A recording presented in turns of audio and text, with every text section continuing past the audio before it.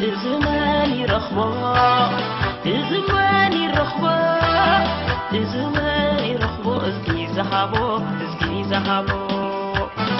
أمسدار ترامات أمسدار تخلاي ستساح لك ماي ماني رخبة إزكي ذهبو. Hello, and thank you for joining us to watch our talk show, The Appetizer, and our channel, ImagEnatioN. My name is Bini Zarai. And my name is Agahabte. For today, we are proud to bring you the great Mebrahtom by the nickname Meb Keflezighi. Before we proceed to a short introductory interview with Meb, we will read a short version of his biography. Meb is the 2004 Olympic silver medalist in marathon. He won the 2009 New York City Marathon and the 2004 Boston Marathon, becomes the first American man to win both races since 1982 and 1983, respectively. Meb is a graduate of UCLA, where he won 4 NCAA championships competing for the UCLA Bruins track and field team. Meb is also an author, motivational speaker, and founder of the Meb Foundation.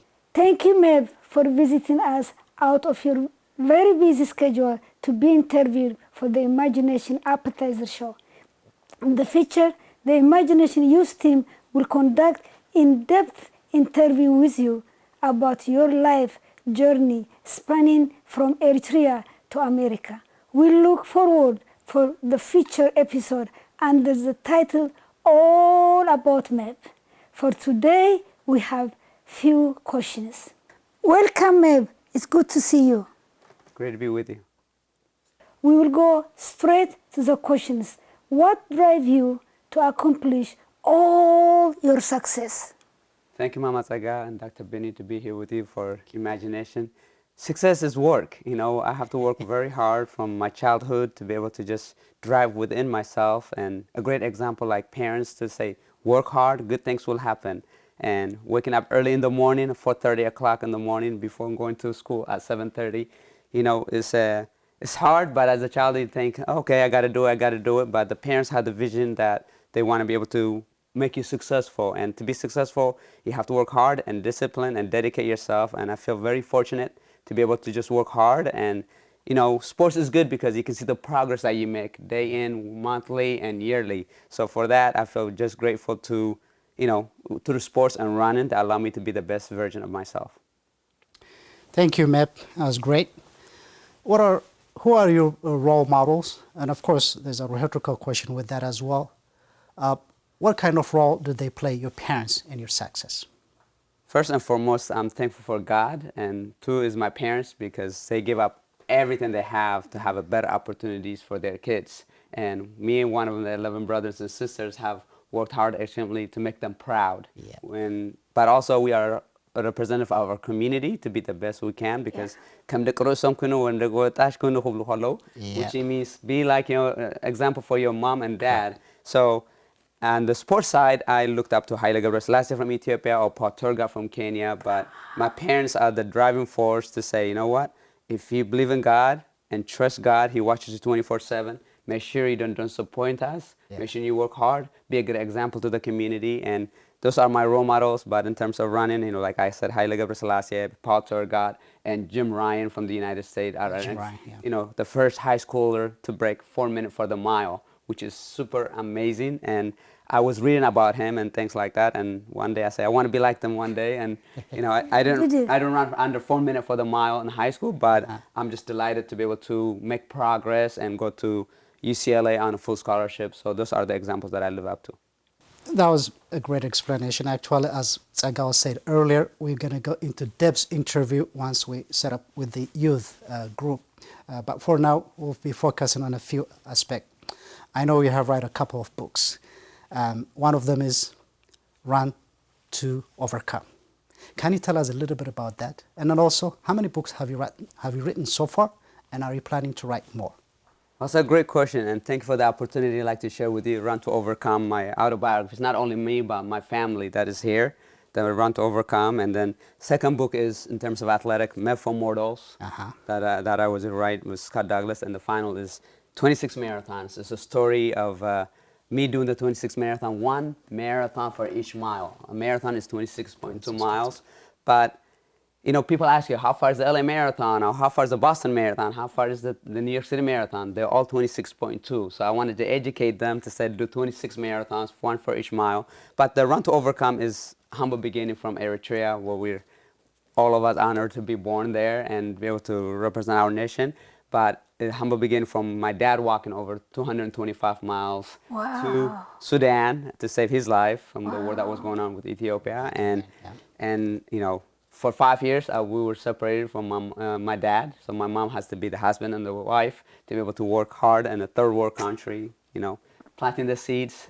Hopefully it rains, you pray it rains, and you chop the crops, separate the hays and the seed, and you grind the flours and be able to make, you know, to make breads or kicha and all that stuff. But it's not like simple story for, you know, most people know my story about the American, but to talk about this is, you know, from the village to be able to come to Italy, which is after 5 years separation from my dad. And, you know, the story Run to Overcome tells that there's more in details in there, but it's just humble beginning from helping my sister Ruth's mom to help my dad escape from Sudan to Italy.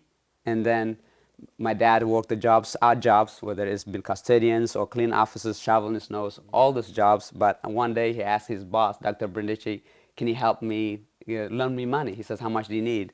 And he said, I need 10 million lira, which at the time, 1986, that was 6,000 US dollars. And Dr. Brindisi, his boss says, is that to save one person or to save everybody? With the money that Moletenkiel and my dad had saved, it would save everybody. So come back on Wednesday.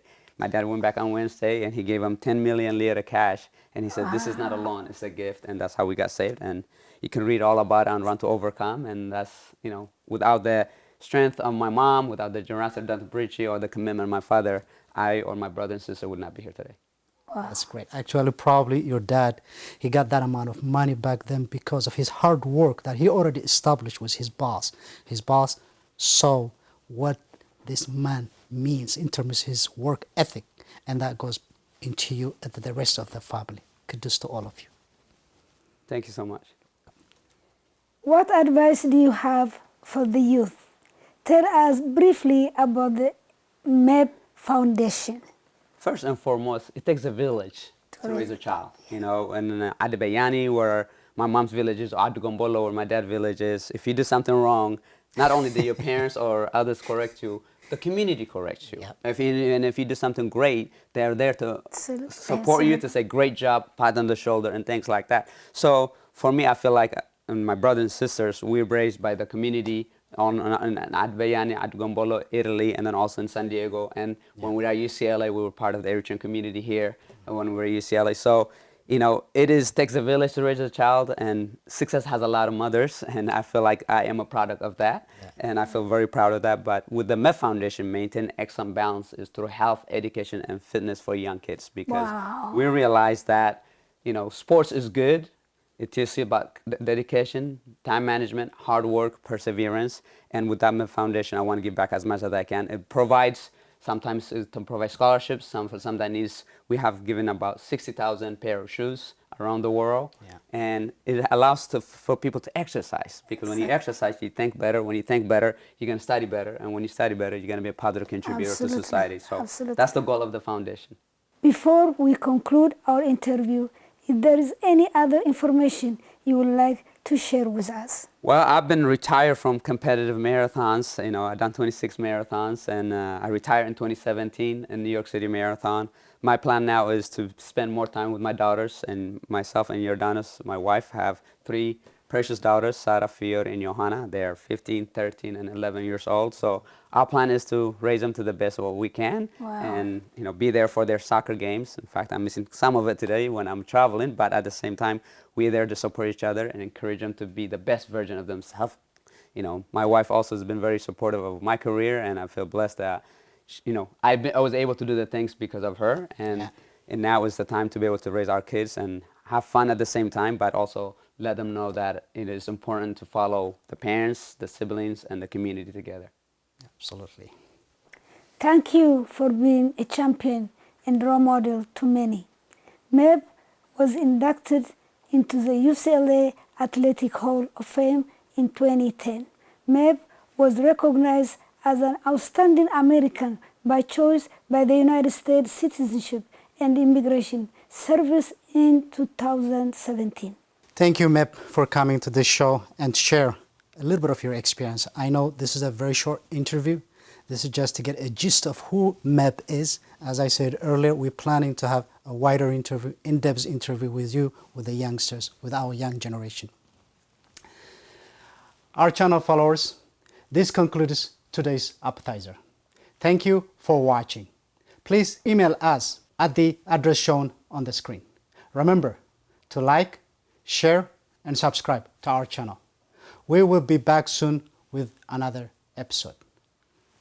Thank you for watching.